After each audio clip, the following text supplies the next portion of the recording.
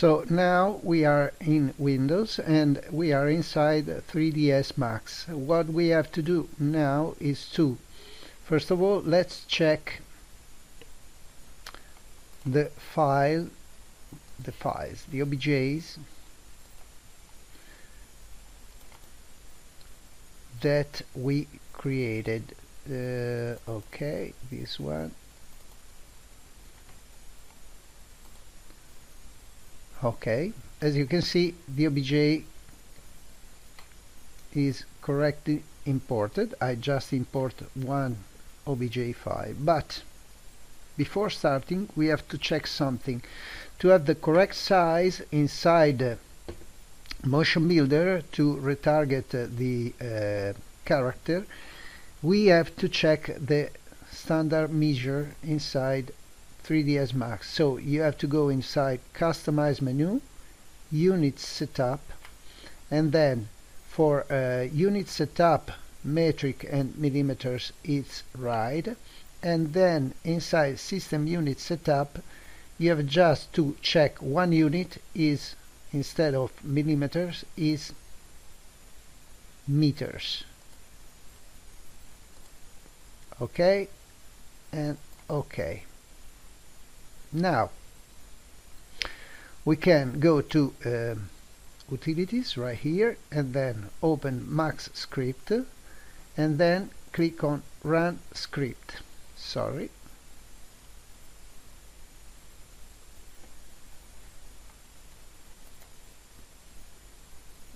Run Script. Okay.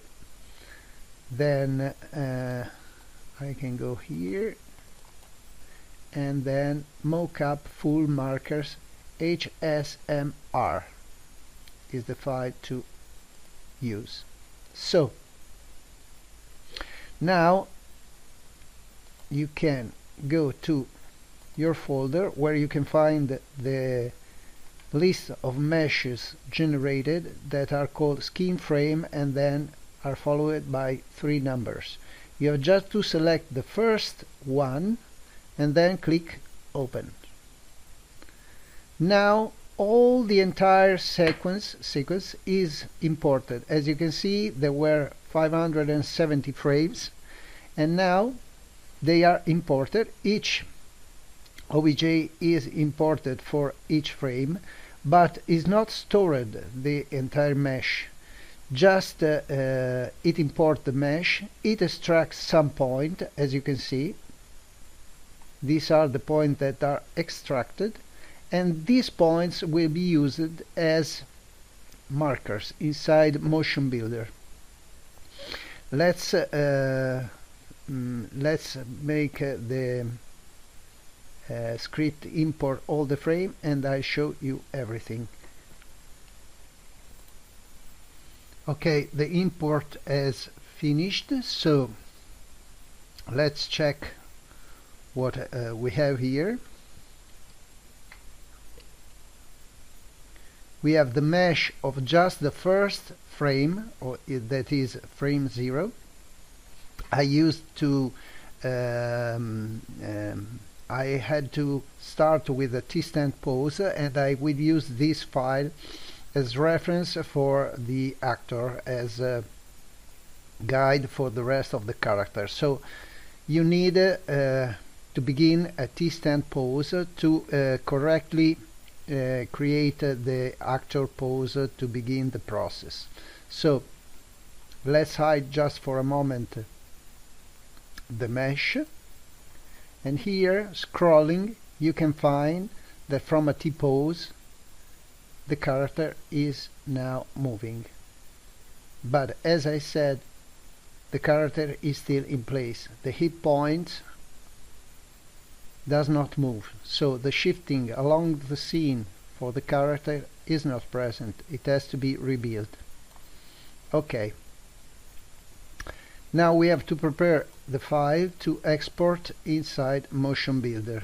What we have to do now, so the axis orientation has to be corrected.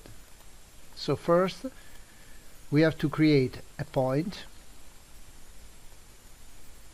I can place it anywhere in the scene, but then I move to the origin point, that is 0, 0, and for the Z is already 0.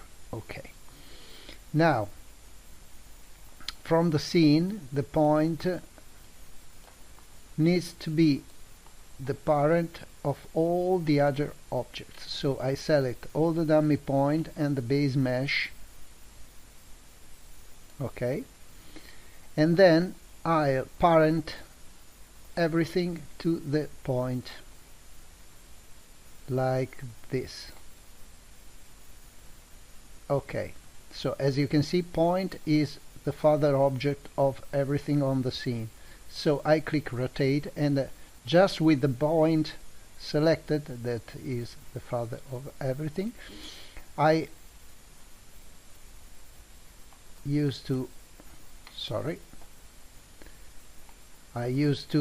use the angle snap toggle on, so I can rotate 90 degrees everything without a problem, and then I will move all the elements, not the point base, quindi the mesh and the dummies, everything up a little bit,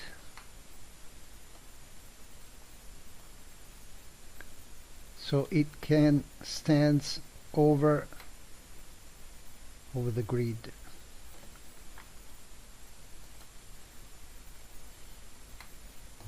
Okay, just a little bit up, and maybe like this. Let's check again the scene, and now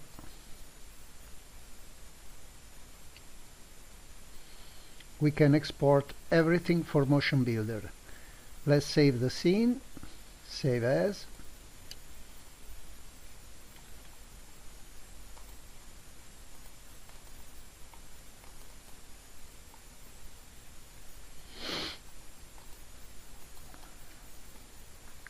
and then we save the scene as start. Something like that. And we have to export also into FBX format. Export, export, Autodesk FBX is already selected, and we call it start 0, 0. Okay, so we have animation has to be selected, say OK, and in the next video I'll show you how to move this element inside, how to use this element inside Motion Builder.